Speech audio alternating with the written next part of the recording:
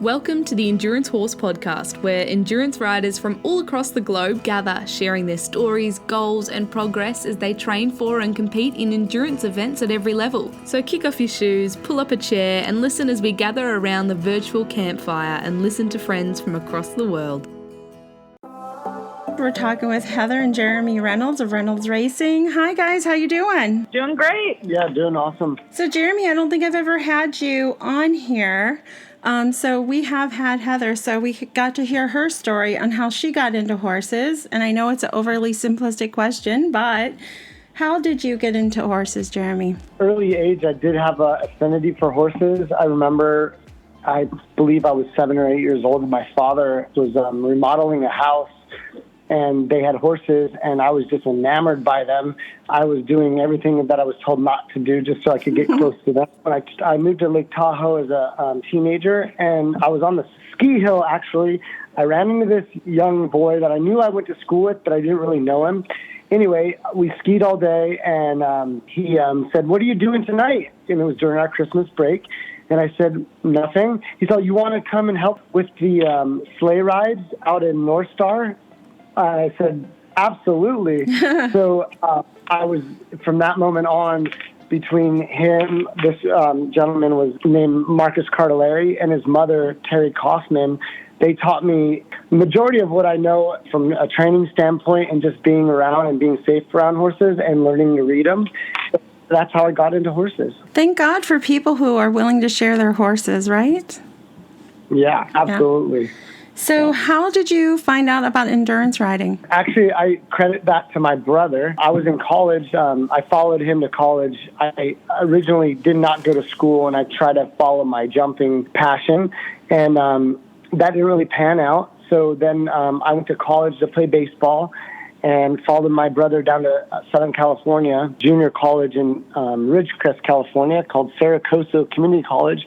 And he said, "Hey, there's this lady that has these Arabians. They're called. They do the sport called endurance, and she needs someone that can ride and start these young horses for her." And I met Jackie Baumgartner and started my career with her. Nice. So what is it about? You said jumping didn't pan out, but what is it about endurance that made endurance pan out for you? I just like to be physical and super competitive. And my wife, when I met Heather, she was just a few months shy of winning her first Pan American Games. So I got to jump in like full at the highest level, just full go. And I just loved it and thrived with it. And it just made it a different challenge that I could utilize my body because there was a lot more slightly heavier riders. Not that I'm a heavy person, but compared to a lot of my competitors, I am a heavy person. Mm-hmm. So I was able to utilize my body as a runner and being athletic, being able to leap on and leap off, and it kind of fit. How did you two meet? We met at my second endurance ride, a 5-day race named Fort Shelbourne out in Nevada. One of the XP rides. Mm-hmm. Yeah, and it was my first and only ride that I completed on 5 days on one horse. And he was riding Zianthi, so not a shabby horse. Yeah, so Hall of Fame horse lent to me by Jackie Baumgartner, and that's where I met Heather. And we started dating a week later. Mm-hmm. Yeah. And then we got married a year later to the day. Oh, wow. That is cool. How long have you been married? 21 years. So my husband... We're laughing. We missed our anniversary. We made a big to-do about our 20th. And then this year we literally went on with our normal day. I headed out shoeing. And his brother texted us happy anniversary. Like, what's Kim even talking about? I look at the date. I'm like, oh my God. We missed it. So I ended up did one doing for a client, and then I just I canceled the rest of my day. Rescheduled. Yeah, exactly. Yeah. So how did you two go about deciding to build endurance as a business? Originally, it started out, we were people we looked up to were selling horses overseas, and we didn't know what that entailed, but we thought, hey, they're getting really good money. These are successful people. We're going to follow that kind of business plan. And then as things changed and ethics change and maybe well-being of animals, we changed our business plan. So now we do coaching and leasing and clinics, and we keep our own. And we've been doing that since 2014, I believe, is the last time we sold a horse that was for profit, as opposed to, well, if we pass along a horse down the road, it just doesn't meet our criteria of what we would like. Yeah, personally, and we'll keep one for years longer than we should, just giving it that shot. Yeah, that's kind of how we changed our business plan. We train for others, and then we train our extras for others to ride. So that's kind of how we. And then we give clinics in the winter where people come to our farm in Florida, and we give 3-day clinics. That's a lot of fun. Yeah, we start young horses, but we won't only do it in Florida. Mm-hmm. Tell me what a 3-day clinic looks like. It's a Friday, Saturday, Sunday, and basically we go over everything needed. And depending on the level of the person, we'll go over in the great detail or whatever level that person can handle, because there's a lot of detail to go over. Yeah. But everything from selecting the horse, nutrition, training, shoeing, picking out a reschedule, strategies, it goes over everything. And we're really passionate about electrolytes and stuff like that. So we go over the whole gamut, and we encourage people to take notes, and we feel every time we do a clinic, we gain new friends. So these are clinics where people audit, teach. It's a lot of hands-on riding, and they ride our own horses. We set it up that way just because we know and are familiar with what our horses are capable of. So if someone were to bring an outside horse, we just don't do it, because it can introduce a sickness to our herd. Maybe their horse is a maniac, and they get done. The whole clinic is on hold because we're helping that person get, medical attention or who knows what. So it's just more straightforward and more consistent if we just use our own horses. So they fly in or drive to our house, ride our horses for 3 days. Yeah, this way we can also show them how our riding style fits and how our horses behave because of it, instead of, getting into arguments or semantics about arena's better at this and collection and this. Instead, we just say, okay, this is how our endurance horses carry themselves, and this is how we create these quiet animals. And some of our horses come from the racetrack. Some of them we've bred.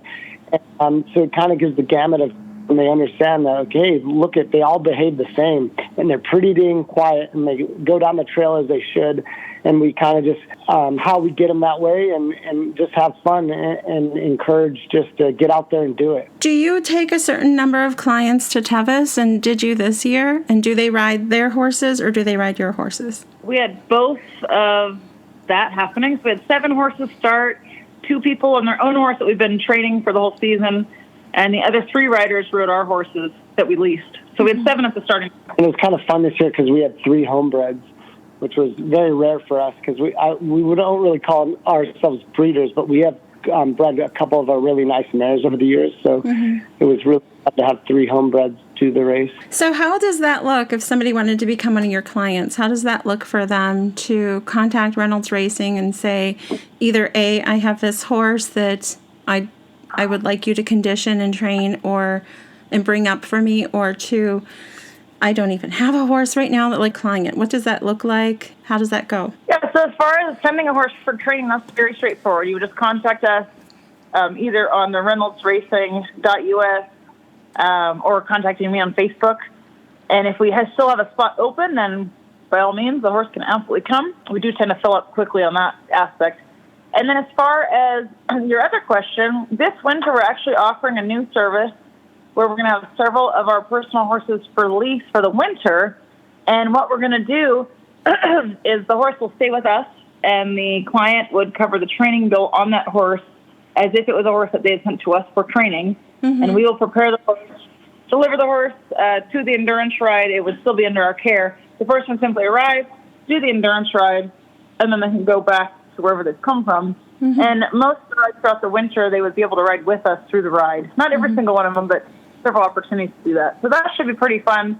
We've had great interest in that, so that's something we're going to be offering. Yeah. So Heather, I am curious about Supersonic Zell, because that is my grandmother's maiden name is Zell. And I have a couple friends who have... They are related. Okay.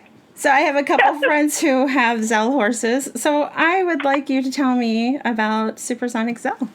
Yeah, so Sonic came to us from Tenny Bluen out at SoCo Endurance in Colorado. and she puts on the Spanish Peak rides and many other really awesome fun rides that are super scenic. If you haven't gotten out there, go do it. Mm-hmm. Anyhow, I sent me the horse and was hoping I'd absolutely fall in love with it, but she sent him for training. It was a secret mission of me falling in love with him, and I did fall in love with him. But at the time, I just had too many horses, and she offered him to me for sale after he spent the whole winter in training with us. And I just couldn't buy him at the time because I wasn't willing to get rid of one of my others, and I needed to reduce my numbers. So I regrettably had to back, and she was so generous. She had offered me, just make me an arrangement, like, in other words, she was implying, just say you'll keep him and race him and send him back when you don't want him. You're like, you can't have one from there, and I couldn't. So I sent him back, and about 3 weeks later, we met a client that we started working for who purchased, we said this would be the perfect horse shoe. So he purchased them, so we still had them in training. And then after about a year, that arrangement wasn't working out. We sent that client away. And then that client couldn't find someone to train his group of horses and sent them to a trainer in Texas who it went downhill from there. And long story short, they all ended up at an auction for back training board, basically, because that client didn't pay the trainer. So that's how I then ended up with Sonic again. So now I've known Sonic for 4 years, and I've been riding him for 3 seasons. And he's kind of a skeptical horse. And when he makes decisions, whether they're correct or not, they're made explosively at times. And so my Cougar Rock picture of going back down the rock was one of those decisions. But I don't know if you saw that picture or not. Someone sent it to me, and I was like, I didn't know. We were up at the EAA actually that day, and I had no signal and wasn't following anything. And I wasn't going to bring it up unless you did. So yeah. What was he was going up? I was alone, riding alone, and I thought, I really want a picture on this horse. I really love this horse. I want a picture on him. And we're alone, and he's so quiet and listening beautifully. I'm going to ride him up the rock. So I made the decision. Was basically at the last giant hop of the rock, and I hesitated to tell him, okay, wait, this is the best way to situate yourself, to aim him. And as I hesitated, 5 horses went around the bypass. And Sonic thought, oh, you're just lost. You're hesitating, and they're going the correct way. And right when he had that feeling, I told him, no, go. So I kicked him, and he exploded up the rock, big leap. And when he landed at the top of the rock, his hind end slipped under him. He was going to have the choice, flip over backwards or turn and leap back down. So he chose to turn and leap back down, which was the better of the 2 choices. But I've never yelled a profanity as loud in my life as right then. So he leapt, and all I saw was the sky, and I thought, oh wow, I'm going to die today. And then when he landed, he kind of had to land and shift quickly to the left because we were going to hit into that big rock outcropping. And so I felt that if I corrected myself, I would have pulled him over. So then I ejected. And so, yeah, that was our day. And then I yelled to the lady who directs traffic. They're like, grab him, because he was going to go around the bypass and just leave me there. So she grabbed him. And then I asked the photographer, I'm like, how did he land? Was he okay? He goes, no, he landed beautifully. I'm like, okay, good. So, and he never bobbled. I mean, he was perfect all day. So, well, that was really... He's named after Sonic, right? Sonic the Hedgehog, kind of. So, I mean, maybe he's... No, he's named after a sonic boom. A sonic boom? And the thing on his forehead kind of looks like an explosion, and that's how they named it. Well, he made a dramatic move to live up to a dramatic name, I think. I don't know. You're the only person probably that has that photo, and good job, getting it down there safely. Yep. I think I'll get it blown up. Yeah. For our first Cougar Rock picture. Yep.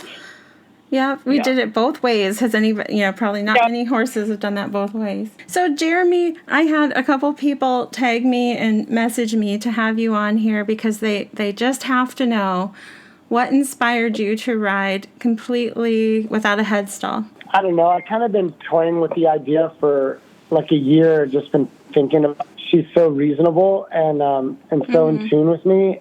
It's not, I don't say that I'm like the secret, horse whisperer, just community, but for some reason Treasure and I just click, and I always felt different things with her, and I would always like, okay, I see how you're taking this communication, and then I would go lighter and lighter and lighter with it, And I just said, well, I know one person that has done Cougar Rock or has done Tevis with a net rope, and she's kind of a very gifted, Tracy Falcone. And I'm like, but she didn't go up front and win. So let me see if I can just take it to that next level. And I just trusted her. And, it was, she's so light, and I literally can pick up my finger and tilt her nose, and I switch leads when I have her in the rope halter. And I can do that at any speed and anywhere. Horses could be bouncing off of her, and she just goes, okay, what do you want? What speed do you want? She'll kind of turn her ear and whatever.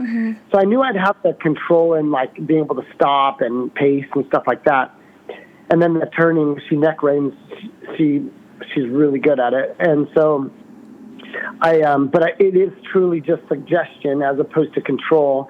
And so I had this, I just wanted to try it. So I've been trying it with groups of energetic horses and her on a fresh day where she's not bogged down with training.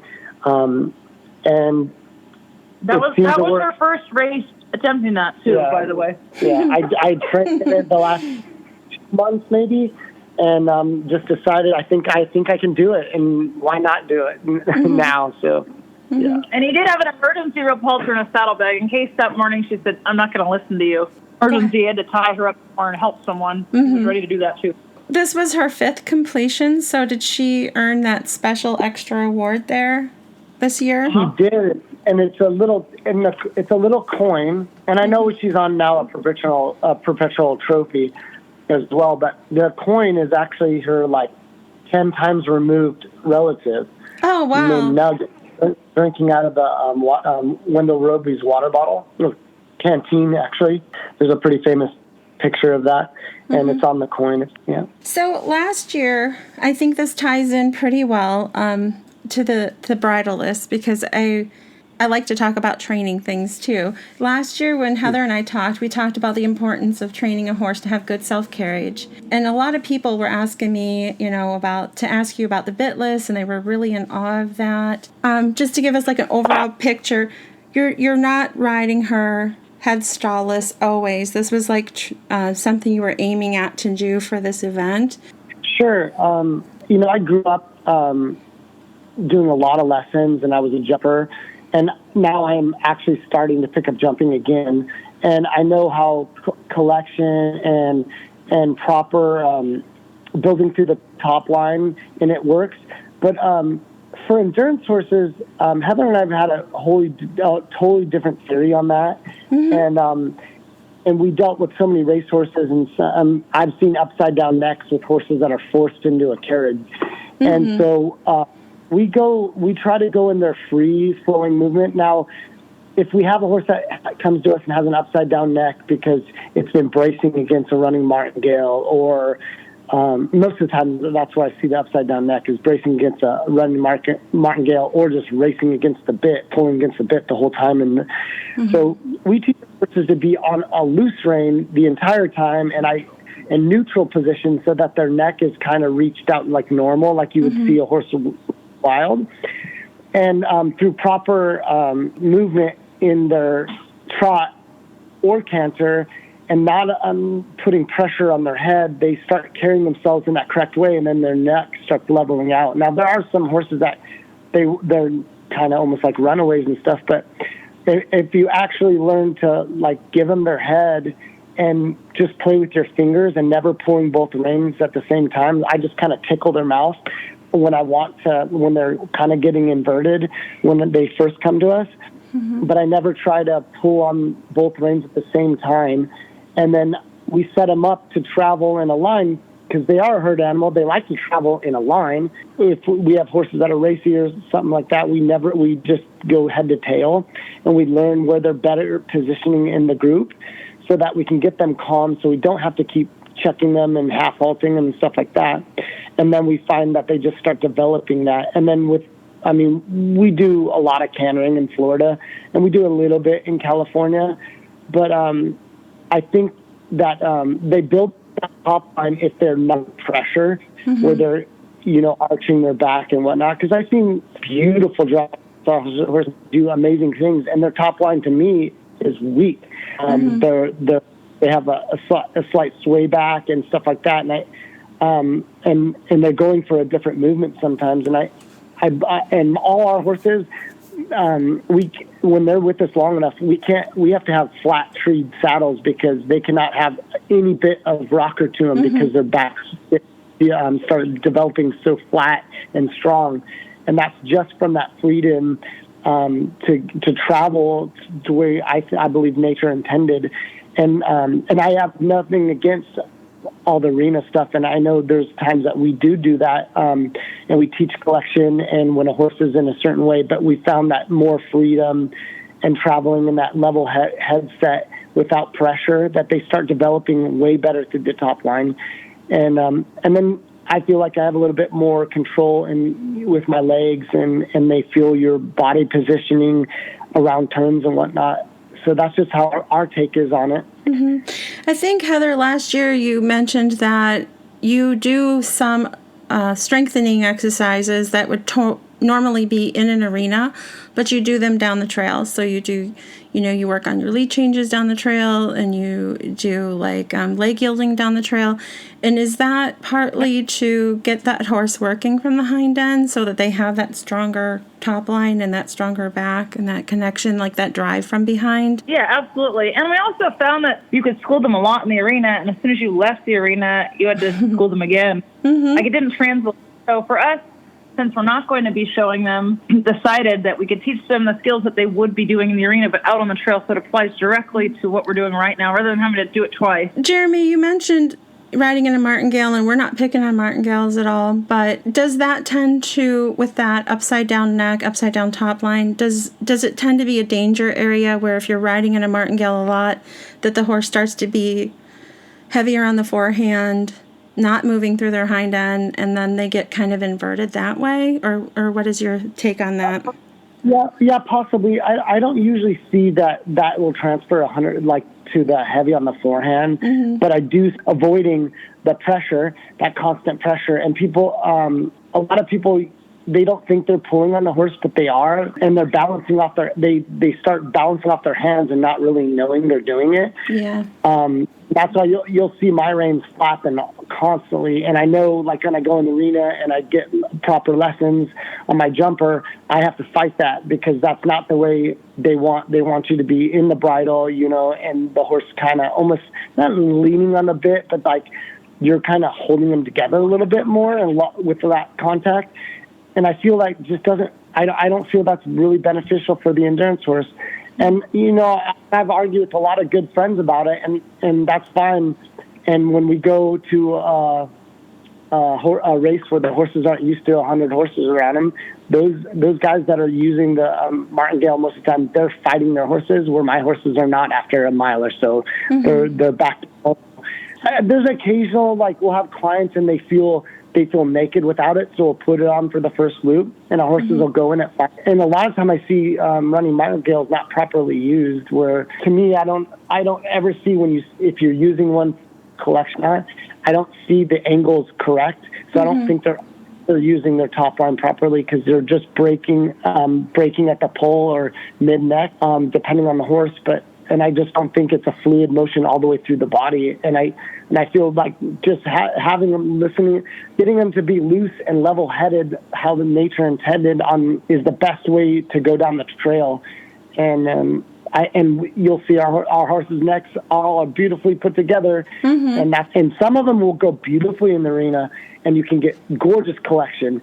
And then we're like Treasure, the arenas are too small for her stride, and I tried doing lessons and do stuff with her, and she'd get so frustrated because she couldn't slow down, and the trainer would be like, "Why are you going so fast?" I'm like, "This is just how she wants to naturally move, and why am I going to stop her from doing that?" And where she dislikes it, I'm shortening a stride that I want in her everyday conditioning and racing. So I get torn by some of that classical training, and I don't see a problem with it, but I feel that it doesn't reflect itself on the trail as some people are hoping for, because the trail is just so different, and that attitude, the energy with all those horses around, it's just a different thing. And we found that less pressure is better, and and that's how you get them quiet and placement in the herd, going down the trail, and knowing how your horse likes to be. Does it like to be a follower? Does it like to be a leader? Can it be in the center? Most of them don't like horses next to them. That's when they get excited, because you're trying to start a kind of a race between them, because they're all competitive. But if you just go head to tail down the trail, they get really quiet, and the less pressure you put on them, the more quiet they get. Our goal basically is to be on the buckle and only pick up context when you're telling the horse something, and then we let go again. And then, as long as you're not balancing with your hands and it's not a bunch of white noise background, jacket in their mouth, they really listen. Oh, she's telling me something? Okay, the command is over. And they go down the road. And as soon as you pick up the rein again, like, oh, she's telling me something, and then you'll release again. And they get really attentive when you're not just constantly in their mouth, or it's just they drown you out. I was just thinking, possibly just Treasure knows her job, and she has become very efficient in what feels best to her. And so, if you're in an arena saying, no, you have to collect, for whatever reason, and she's probably saying, no, I know better. This is my efficient way of moving, really. Yeah, sure. Yeah, and her daughters, but all our horses taking that approach, and they're all someone that we'll every time we have someone new come lease and they're not familiar, and they're constantly holding on to the reins with pressure, and we're just like, you gotta give up. You gotta learn have that as a crutch, because they'll behave way better and they'll stop throwing their head if you just give them their mouth. And just remember how your body positioning is and placement of the horse in the string as opposed to side by side down the trail. And most of our trails, out west, you have no option for that anyway. So why do it in training? And in endurance in general, most of the time it's narrow enough that you're usually not being able to ride side by side. So it's nothing that I feel like has to be practiced. I had a couple people who contacted me. They said they loved how balanced your horses look. And also, one of them was a farrier, and she wanted to know who did the hooves, which I'm assuming is you, right? And she wanted to know about your hoof care for Treasure, and just thought that she was really balanced. Appreciate that. Treasure is actually shod kind of out of balance, because she has really developed side bone and some osselets from the racetrack, which is a bony growth around the ligament on the fetlock on the outside. So I have to be really particular on how I shoe her so that she doesn't pronate very much and build pressure on the side of her hoof. She was in sneakers this year. I've tried Easy Care products, and I do in her rest period. I use them, and I barefoot her a lot. But when she's in heavy training, she needs more support. And because I have to flip her sideways, I need something to hold her hoof together, because she will get distorted from that kind of, I trim more lateral or outside and leave almost every medial heel I can get, because the way her foot wants to tweak. And I just need that angle so she doesn't pronate, which means hitting outside and collapsing to the inside. And that it just aggravates her side bone and her osselets. So, but I'm passionate about all the stuff with the horses. So watching them travel, filming them regularly before I shoe them, and just watching how they stand. Filming them like video, not X-ray. Yeah, filming them. Yeah, I mean, occasionally we X-ray, but that's pretty rare. Most of the time I'm just filming.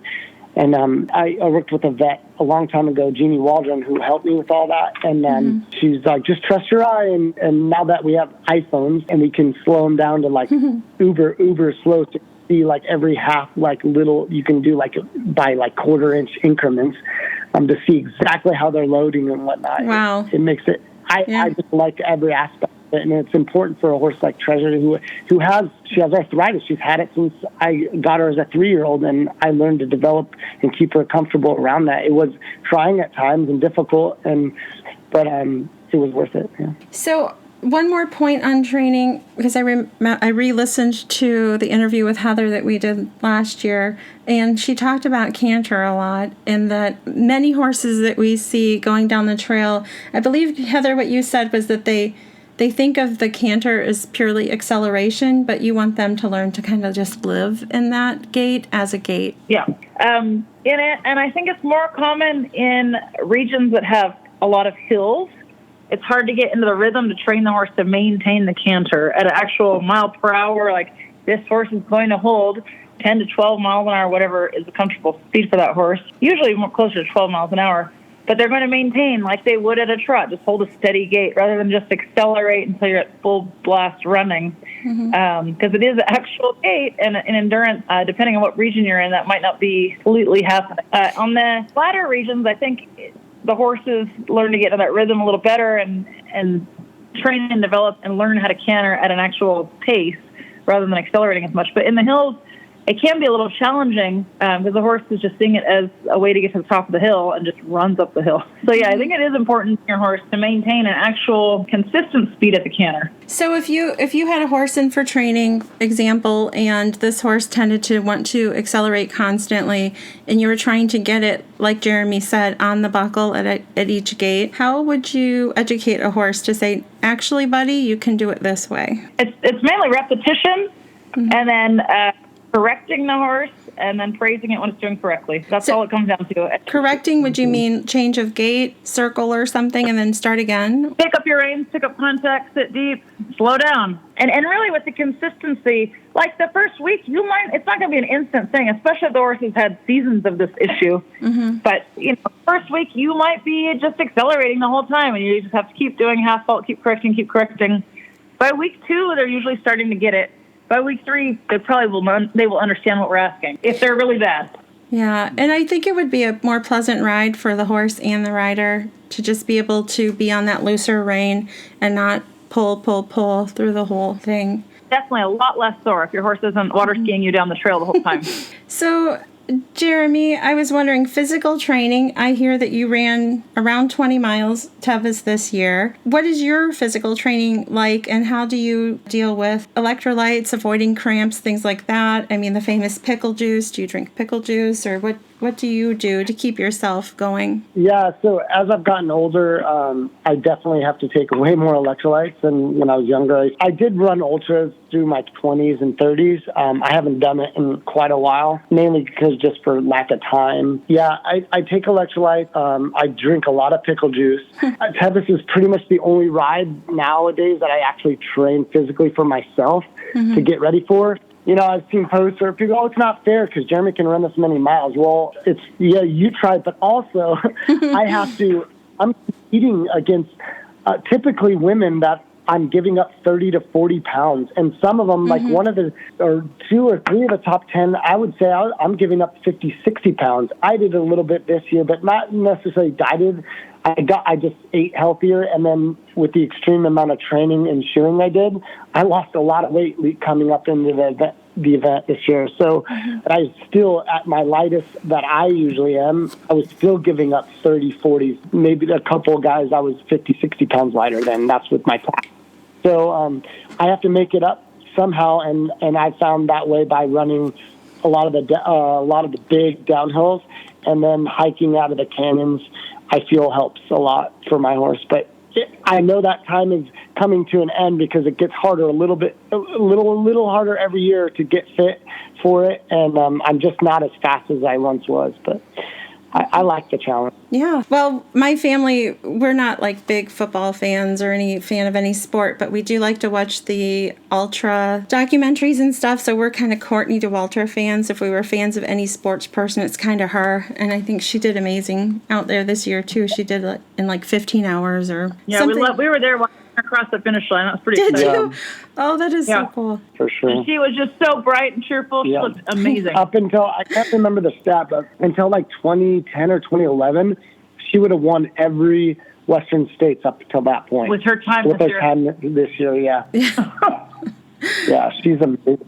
She is amazing. But she talks about the pain cave, and I bet you that's when she's in those moments of like how David Goggins thinks about it. So I think they all have good places. And I was fortunate to run for a brief moment at one time when I was pacing a gentleman for Badwater, and it was when David Goggins just started running ultras, and he was definitely inspiring out there in his ripped T-shirt and shorts with no, bells and whistles of all the other guys around, and he was just, grunting it out with his toughness, mental toughness. But Yeah, I admire both of them for different reasons. Like Courtney, she she's like you mentioned skiing. She had started skiing, and that's the coach that taught her about the pain cave, and then the versatility of her to just go, "Mom, I'm going to try running," and fail, and then like, "No, I'm actually going to do this and do it," and then just blast onto the scene. And then Goggins was like,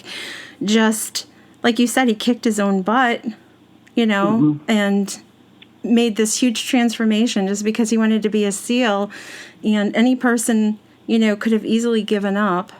He failed so many times. So I think I admire both of them for different reasons, because he's kind of the epitome of, if you fail, did you really want it? And get back up and do it again. I mean, because how many times did he go through the SEAL training, so that, inspirational for different reasons. And I think that's why I like any kind of like ultra or endurance theme, is because it kind of matches the perseverance that you need in life, because life knocks you down so many times, that having people that push through endurance for any sport, it is kind of an example of, you can pick yourself back up and get going again.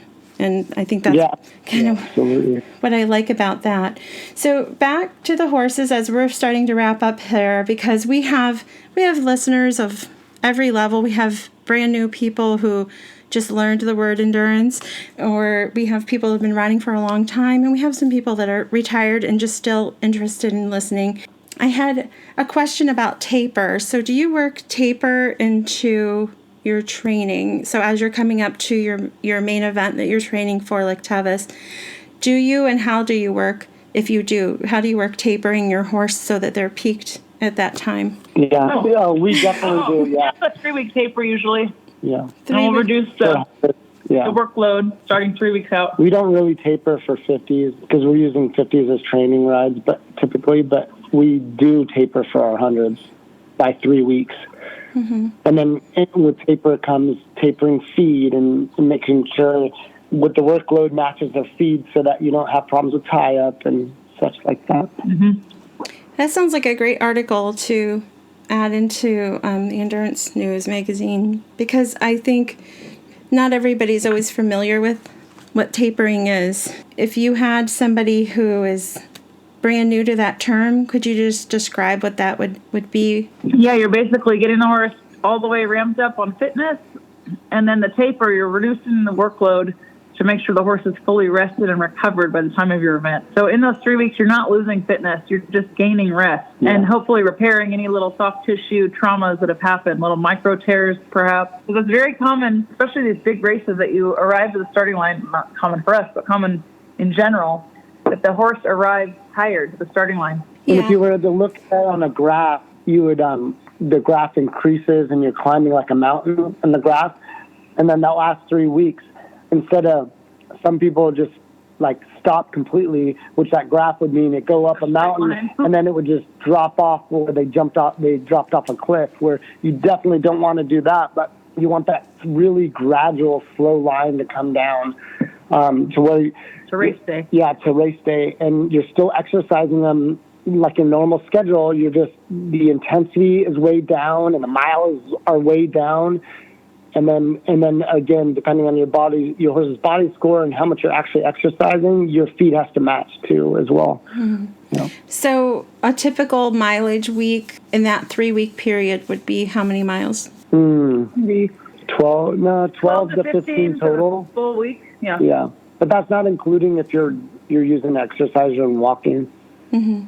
But you want to taper some of that miles in walking, but on how much they're on the walker. But that's actually riding miles on their back. So, but like for the Tevis horses, about 12 to 15 per week for the last couple weeks. So speak to as we wrap up, this will be my last set of questions. And I thank you so much for your time and congrats. I mean, as a husband and wife team, top 10 again is amazing, first. And you kind of bookended it with 9th and first. That's awesome.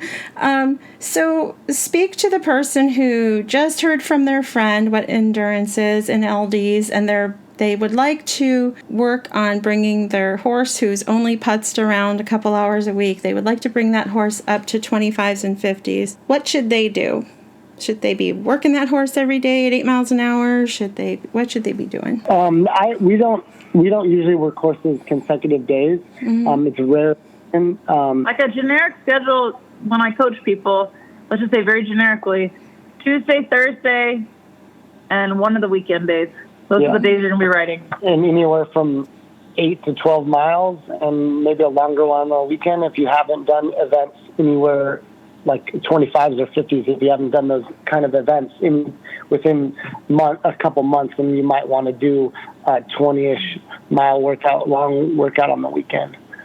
Yeah, no problem. And then very little more to do the 50. Just you want to just slow down a little bit for your pacing for the event, the actual event, than what you were doing at home. So the training, it should be a little bit more difficult in speed than what the event is. Because I see a lot of questions out there in endurance groups where somebody's brand new and then they have their fitness app and they're like, all right, I'm going to go out for this many miles and I have to maintain this pace the whole time.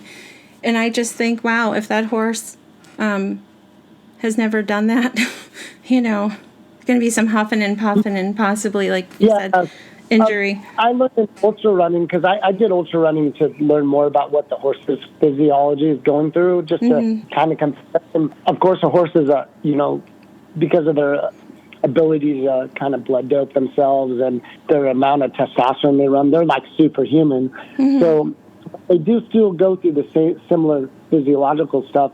And I learned it's time on your feet. So just getting out there and being out there for the hours is the most important benefit thing, and being consistent with it so that you're not, riding one hard ride and then you're not going to touch them for a week or so. That makes you really sore and it really gives you more risk for injuries. So it's about consistency. If you can't get out there a long time, it doesn't matter. Just get out there often. So that's the biggest thing I would say is just get out there, every other day. And even if you don't have an hour, 30 minutes is better than nothing. 45 minutes is better than if you didn't have an hour and a half. So just get out there. It doesn't matter what you do. Just get moving and be consistent with it. I think I've heard Jeff Galloway. He's a marathoner. He's in his 70s and he still does a marathon a month.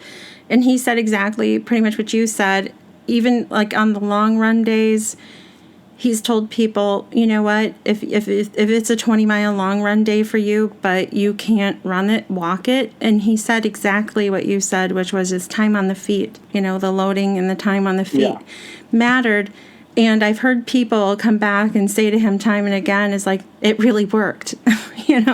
They thought they wouldn't have also being really flexible with your scheduling. Like you can't just write it down on paper and do exactly what's said on the paper, because the horse is a living thing too, and he might wake up and be like, yeah, I'm not on board for that plan today. So you have to be flexible too to adjust based on what your horse tells you that day. Yeah, like for instance, like Treasure takes about 2.5 miles to warm up. And if it takes her 3 miles or 3.5 miles, I'm not going to do what my goal, what I had for plan for the day. I'm going to back it down, and because she's not recovered from the last workout. So it's being adaptive and never being honest with what your horse is telling you. Yeah, and really listening to them. And you can use the aids like GPS to am I feeling they feel different? What's my speed and my perceived effort? Is it the same or is it slower? And if you think they feel stiff, or they just look more into it. What if it's just a little saddle fit problem, or hey, I didn't notice there was a cut and a little swelling on the leg, and it took an extra half a mile for that swelling to come out, and that's what the problem was. And that wouldn't mess you up. But then what if it's something else that you could have just look over the legs and whatnot? Yeah, and horses don't lie. So if your horse is always some way and the next day he's not, and then you say, oh, he's being lazy today. He's never been lazy before. He's not being lazy. There's probably something else going on. Yeah, so, but just be your horse's partner just like you were yourself. And try not to make it. Some people get just too much into excuses, but get out there and get moving. That's the most important thing. This was not a question I necessarily had. It was a question somebody sent to me, but I think it probably gets asked often when people see somebody be successful. And it was, what kind of saddles Jeremy using? What kind of saddles Jeremy using? But I think you partly addressed it already because you said your horses' backs are different because you developed them up that way. But if you'd like to, you can address it. If not, we can just cut this part out. The saddle that Treasure prefers in the mountains is an old Wintec that I've taken all the flocking out of and used panels on it. And so it's kind of like a hybrid. There's a friend trying to help me copy and make something similar to what I like to use. So it'll come soon. But we use a Hyperion saddle. We use an HBA saddle. We use liver sages. Reactor panels. Every horse is different. One of them went in a ghost. Yeah, one of them went in ghost. We're not really, whatever that we notice works the best, we'll go with. And sometimes it's not always the most comfortable for the rider. We just have to get used to it. Most important for the horse. And we own a lot of saddles. And we haven't found the answer, like one saddle that fits all the time. Yeah, we're not. And depending on courses, like Treasure can go in the crazy lightweight carbon fiber tree when I'm going really fast overseas. You can on flat races, but I cannot train much in it, and I cannot use it for a hilly course. So I have to use something that spreads the load better and a little different. So it's always keeping that open mind, and not that one saddle is going to fit for all. So that's what we and one of the big things I see a lot of atrophying behind withers, and where the muscles start getting bit. Top of the shoulder behind the wither. Yeah, and it'll start getting like bulbous over the scapula. Well, and that's muscle development. Well, no, you push the muscle from behind the scapula, and now it's pushed up on top of the scapula, and you're actually atrophied behind, and you're actually leveraging and the saddle's being stopped by that scapula. So I'm usually a big proponent of saddles with panels. So, yeah, and sometimes I have to put two different types of saddles together with, some Velcro or some zip ties, but it's just what it is. And, yeah, so it's being open-minded and seeing, hey, does this look normal? And they can atrophy behind the scapula without getting white hairs. And I see it all the time. And people won't listen to me because they're like, oh, I love this saddle. And that fits perfect. They've never been sore. I'm like, oh, okay, what about this? This is sore. Well, let me show you. And then they kind of ignore it. But I'm just always looking and listening to the horse and telling. And even if it's something I'm like, I can't live without this saddle, I put that aside in my mind and listen to them and adapt it. Yeah. And I see that because I think we're all that way. If we got into photography, for example, when you get into photography, you want to get, look into the cameras and what's the better camera and which lens should I buy? And people have that genuine excitement when they come into endurance. And I've seen people who may have a Western saddle that fits their horse the best, but they don't want to look out of place at an endurance ride. So they're quickly, what kind of gear should I get? And I always say, what fits your horse the best? So if it's a Western and it fits your horse the best, go with that, unless, of course, you're trying to win the Tevis and you need something light and you need both. But, there are light versions of Western saddles that just won't have a horn, but they fit similar. And there's so many different brands out there, but and I have my favorites, but sometimes my favorites don't work for the horse, or that horse and myself might not match up, but someone else is doing just great with it. But so I always keep an open mind about every piece of gear and thinking outside the box. Like Treasure uses a tiny little 1-inch girth with one buckle because her girth groove, the way her elbow comes into her girth groove with her big rib cage, it pushes up into that armpit. So I have to use like a tiny little girth. And when I'm racing fast on flats, I'm actually using elastic racing girth from the flat track. And from the flat track. And it's not, I did ride in Tevis 2 years ago on it, but this year I found a friend of mine made a one buckle mohair girth. Pam from Untamed Tack. Yeah, she made a perfect one for me that fits in that girth groove, and it's just a one buckle. And that's what I have to re-rig my saddle just to use that one buckle, and it fits her, and she doesn't get rubbed. And so it's just like looking at things and seeing how they fit. And yeah, just be adaptive. And I really love your answer to the saddle fit question because it is complicated. And like Heather alluded to, there's no one brand fits all. There is no, because every horse's back is different, and and the needs, like you said, flat versus mountainous is different. So I hope somebody gets some pretty good information from the horsemanship tips that you've shared with us. And I want to thank you for sharing your time with me. I know you guys just have had such a busy couple of weeks here. Before we go, can you recap your business services in case somebody wants to contact you, and your best website? I know you already said your website before, but just add it at the end, and I'll put it in the show notes also. Okay, yes, reynoldsracing.us. And there's a way to contact through the website. And then Heather's Facebook page is another very easy way to contact us on Messenger. Yeah. And so basically what we do is we have horses for lease for individual events, mainly Tevis. This winter, we're going to have horses for lease for the whole winter period, which would be late October through early May, where you could come in and do the events with us on those horses. But if it's working out and we have someone that commits the whole year, there's no reason why that horse couldn't be leased all the way through Tevis. Yeah. So there's some there where then they could do half the year in Florida, half the year in California. Have some variety. We do the clinics, the 3-day clinics during the winter months in Florida. And I do remote coaching over the phone, which is a once-a-week phone call. And we go over everything endurance, lay out a whole plan for you and your horse, and troubleshoot and design programs. And then we also do 1-2 hour consults just to fix some holes and someone questions about electrolytes or whatnot. We'll do simple things like that where it's just one call.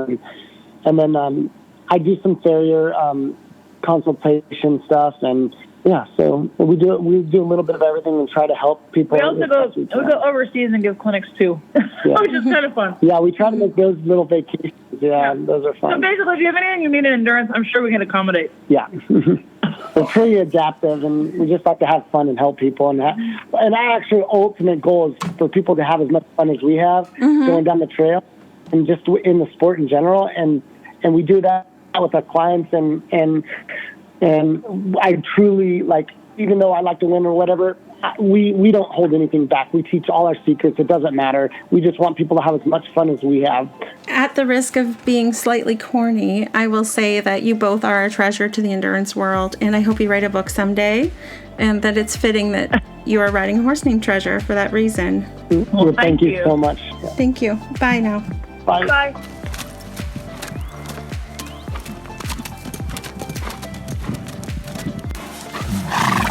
We enjoyed having you along for the ride. Endurance Horse Podcast is where you get to share your adventures of riding good horses through beautiful country. Many stresses in life are washed away by a good gallop, a steady trot, or by simply saddling up your favourite horse for an easy ride. Remember, every mile a memory.